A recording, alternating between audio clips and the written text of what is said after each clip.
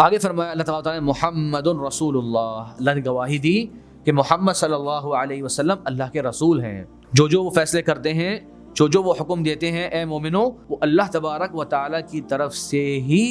فیصلے ہوتے ہیں جنہیں آپ صلی اللہ علیہ وسلم منعن اپناتے ہیں اور اس کو تمہیں بتلاتے ہیں، تو وہ اللہ کے رسول ہیں۔ اور اس موقع پر جو آپ صلی اللہ علیہ وسلم کے سچے صحابہ کرام ہیں، ان کی تعریف اللہ تبارک و تعالیٰ نے بیان فرمائی، اور دو خوبصورت مثالیں اللہ تبارک و تعالیٰ نے بیان فرمائی۔ والذین معہ، اور جو محمد صلی اللہ علیہ وسلم کے ساتھ ہیں،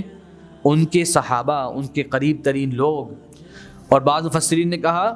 کہ یہ معہ کا مطلب ہے کہ جو ان کے ساتھ ہیں، اس میں اہل ایمان بھی داخل ہو گئے، جو ان کے دین پر ہیں، جو ان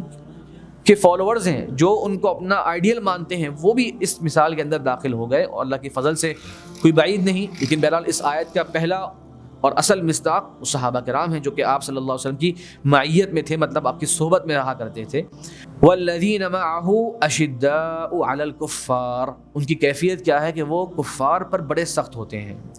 رحماء بینہم، آپس میں بڑے رحم دل ہوتے ہیں۔ تو کفار پر سخت ہوتے ہیں اور آپس میں رحم دل ہوتے ہیں۔ اس کا مطلب کیا ہے؟ اس کا مطلب قطعی طور پر یہ نہیں ہے کہ اگر کسی کافر سے ملاقات کرنی ہو تو ہم اس سے کرخت لہجے میں بات کریں اور غصے سے بات کریں اور پھر ہم یہ آیت پڑھ دیں کہ بھئی قرآن نے کہا ہے کہ ہم لوگ کفار پر بڑے سخت ہوتے ہیں، کیونکہ مطلب نہیں ہے اس کا۔ اللہ تبارک و تعالیٰ نے موسیٰ علیہ السلام کو، ہارون علیہ السلام کو بھیجا فرعون کے پاس، اس فرعون کے پاس جس نے کہا تھا انا ربکم الاعلی، میں تمہارا سب سے اونچا رب ہوں،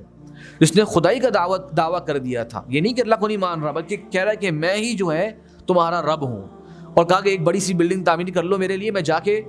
موسیٰ کے رب کو جو ہے وہ قتل کر کے آ جاتا ہوں، نعوذ باللہ۔ اس طرح کی باتیں کرنے والا جو شخص تھا، اس کے بارے میں اللہ تبارک و تعالیٰ مومنین کو ادب، اپنے نبی کو کیا ادب سکھا رہے ہیں؟ فَقُولَا لَهُ قَوْلًا لَيِّنًا، جاؤ اور تم دونوں اس سے نرم بات کرنا، لَعَلَّهُ يَتَذَكَّرُ أَوْ يَخْشَىٰ، شاید کہ وہ یا دہانی اس کو حاصل ہو جائے یا اللہ کا خوف اس کے دل میں آ جائے۔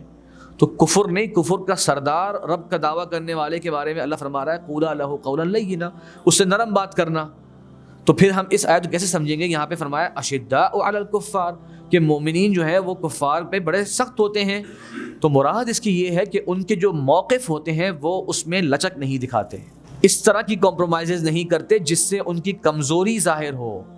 اپنے آپ کو ایمان اور توحید اور تقوی کی بنیاد پر ہمیشہ مضبوط رکھتے ہیں، تو وہ مضبوط دل ہوتے ہیں۔ بہرحال یہ آیت ایسی ہے کہ اگر ہم سب اپنا جائزہ لیں، ہمارے جو پالیسی میکرز ہیں ان کا جائزہ لیں، تو بڑا افسوس کے ساتھ معاملہ بالکل اس کے الٹ نظر آتا ہے۔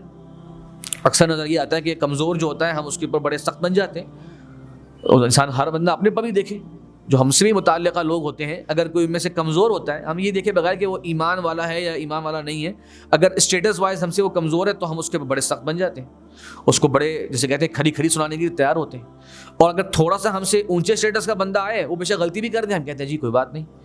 آپ سے تو جناب کوئی حرج کی بات نہیں ہے، جبکہ ہمیں تکلیف پہنچتی ہے، لیکن ہم کہتے ہیں نہیں، اگر ان کو ناراض کر دیا تو شاید ہمارے بہت سارے فائدے یا بہت ساری مصلحتیں دنیا میں حاصل نہ ہو۔ تو مومنین کا کردار یہ نہیں ہوتا، وہ کفار کے معاملے میں سخت ہوتے ہیں اور آپس میں اہل ایمان کے ساتھ بڑے نرم ہوتے ہیں۔